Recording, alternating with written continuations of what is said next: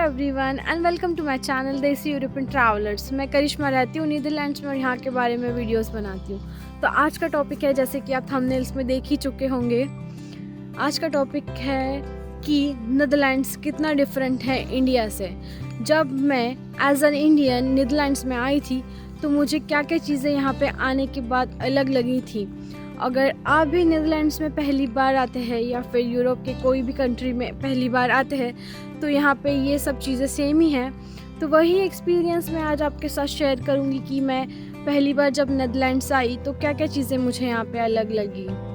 तो नंबर 1 जो चीज़ है जो मुझे यहाँ आने के बाद में अलग लगी वो है डायरेक्ट वाटर फ्रॉम टैप। जी हाँ, यहाँ पे जब आप पहली बार आते हो तो आप पीते हो सीधा नलकों का पानी।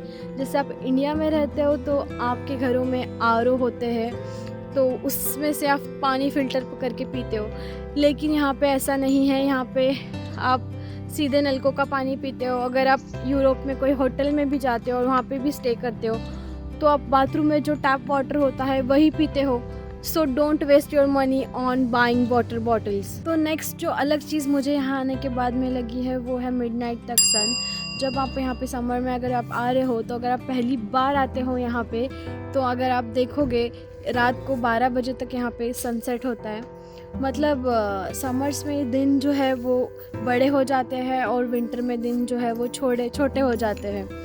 तो समर्स में अगर आप देखोगे तो रात को 12 बजे सन ढलता है तो आपको ये पता नहीं चलता है कि सोना कब है और उठना कब है। जब तक आप सोते हो तब तक उजेला ही रहता है और जब आप मॉर्निंग में उठते हो तभी भी मॉर्निंग में भी उजेला ही रहता है। और विंटर्स में शाम को 4 बजे दिन ढल जाता है और सुबह 8 बजे निकलता है तो रात लंबी हो जाती है। तो स्टार्टिंग में जब आप आते हो तो आपको यूज़ टू होने के लिए थोड़ा टाइम लगता है, मुझे भी लगा था। तो ये एक चीज़ हमारे इंडिया से यहाँ पे थोड़ी अलग है। नेक्स्ट जो चीज़ है मुझे आने के बाद में जो अलग लगी थी वो है टू डू एवरीथिंग योरसेल्फ। अगर आप यहाँ पे आते हो तो यहाँ पे कोई हाउस हेल्प नहीं होती है। जैसे कि आप इंडिया में रहते हो, आपके लिए घर पे मेड आ जाती है खाना बनाने के लिए, बर्तन के लिए, कपड़ों के लिए, ये सब चीज़ों के लिए यहाँ मेड आ जाती है। लेकिन यहाँ पे ऐसा नहीं है। जब यहाँ पे आप पहली बार आते हो, अगर आपको खाना बनाने की या फिर घर के काम करने की कोई आदत नहीं है तो आपके लिए थोड़ा डिफ़िकल्ट हो सकता है। इसलिए बेटर होगा कि आप इंडिया से खाना बनाना सीख के आए। मतलब यहाँ पे सब काम खुद ही करना पड़ता है। इवन गार्डन का काम हो, कारपेंटरी का काम हो, तो या फिर घर में खाना बनाना हो या फिर घर की सफाई हो, सब कुछ काम आपको यहाँ पे खुद ही करना पड़ता है। यहाँ पे कोई हाउस हेल्प नहीं होती है बिकॉज़ यहाँ पे सब कुछ बहुत महंगा है।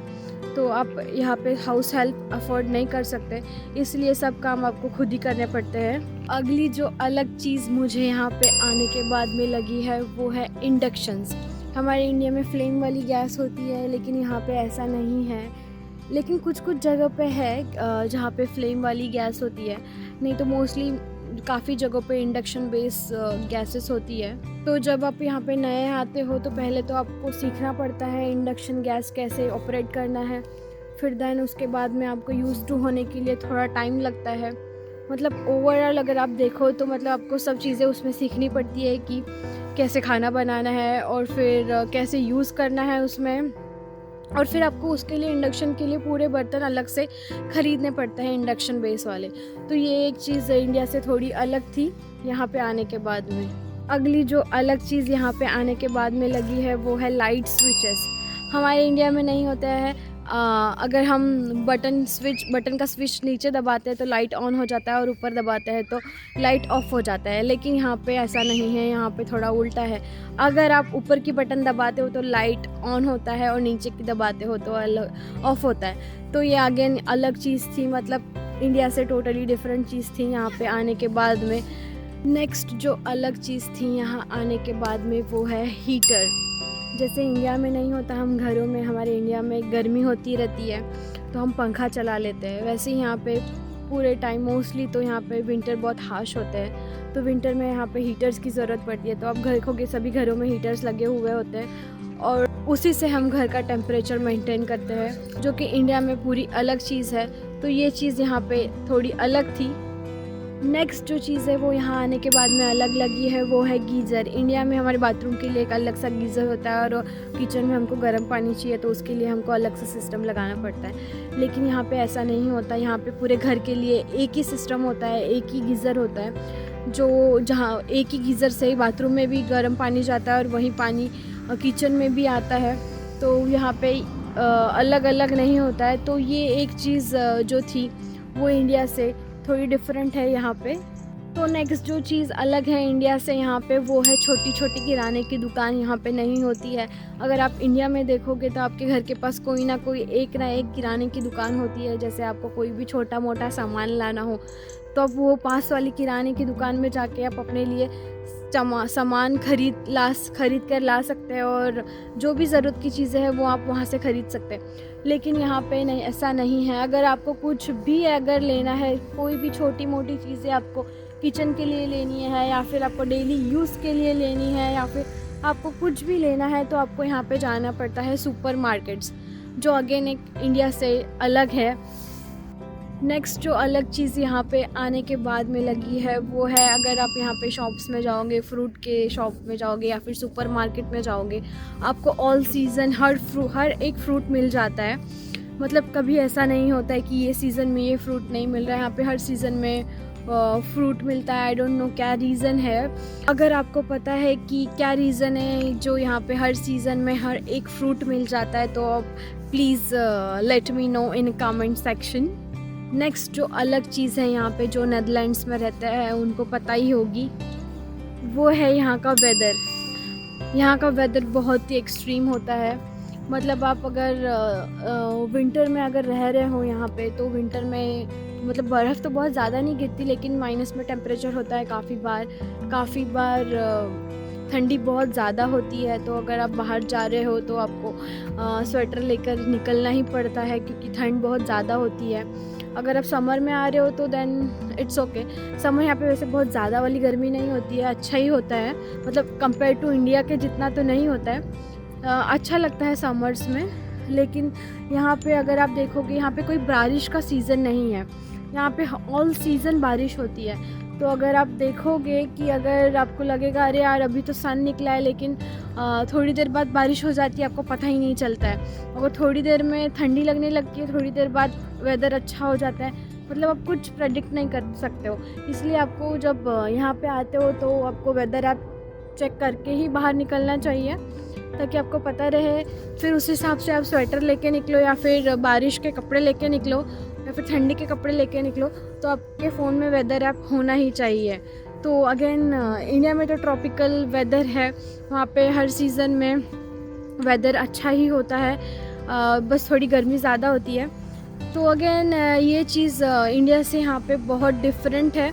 और जब आप इंडिया से यहाँ पे पहली बार आते हो तो आपको यहाँ पे थोड़ा स्टार्टिंग में यूज़ टू होने के लिए टाइम लगता है। लेकिन ऐसा नहीं है कि ये बहुत डिफ़िकल्ट है यहाँ रहना। एक्चुअली यहाँ रहने में मज़ा भी बहुत आता है। अगर आप एक बार रह लिए यहाँ पे तो फिर ये वाली जगह भी बहुत अच्छी लगती है आपको, इंडिया के जैसे ही। नेक्स्ट जो अलग चीज़ मुझे यहाँ पे आने के बाद में लगी है वो है, यहाँ पे घरों में विंडोज़ में ग्रिल्स नहीं होती है। जैसे आप इंडिया में देखोगे चोरों से प्रोटेक्शन के लिए हम घरों में ग्रिल्स लगाते हैं, देन उसके बाद में फिर हम कांच की विंडोज़ लगाते हैं। लेकिन यहाँ पे टोटली अलग है। मतलब यहाँ पे घरों में ग्रिल्स नहीं होती है, सिर्फ होते हैं बड़े बड़े कांच के विंडोज़। अगर आपकी एक वॉल है वो भी कंप्लीट वॉल कांच की होती है और जिसमें कोई ग्रिल्स नहीं लगे हुए होते। उसके लिए मे बी आप सिक्योरिटी अलार्म लगा सकते हो, अगर चोरों से प्रोटेक्शन के लिए कैमरास लगा सकते हो। लेकिन ये एक चीज़ इंडिया से काफ़ी अलग है। यहाँ पे बहुत बड़ी बड़ी विंडोज़ होती है और जिनमें ग्रिल्स नहीं होते हैं। नेक्स्ट जो अलग चीज़ है यहाँ पे वो है नो हॉन्किंग। एक्चुअली ये पूरे वेस्टर्न कंट्रीज़ में ही सेम है। यहाँ पे कोई हॉन्किंग नहीं करता है। बहुत पेशेंस से जाते हैं लोग। कितना भी रश हो कोई किसी को हॉन्किंग नहीं करता है अनलेस एंड अनटिल कोई सामने वाले की गलती ना हो या फिर कोई इमरजेंसी नहीं हो। ऐसे यहाँ पे कोई विदाउट एनी रीज़न कोई यहाँ पे हॉन्किंग नहीं करता है। तो अब ये आज के वीडियो में जो भी चीज़ें मैंने बताई वो मैंने खुद एक्सपीरियंस की थी, तो फिर मैंने सोचा मुझे ये चीज़ें यहाँ पे आने के बाद में काफ़ी अलग लगी है, जो इंडिया में थोड़ी अलग है।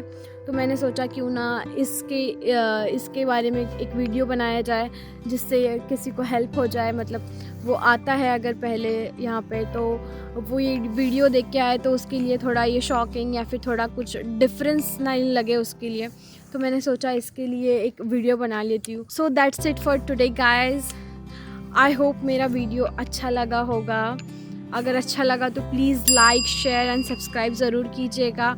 और मैं इंस्टाग्राम पे भी हूँ, लिंक मैंने लिख दिया है डिस्क्रिप्शन बॉक्स में, और वीडियो में भी सामने मैंने लिख दिया है।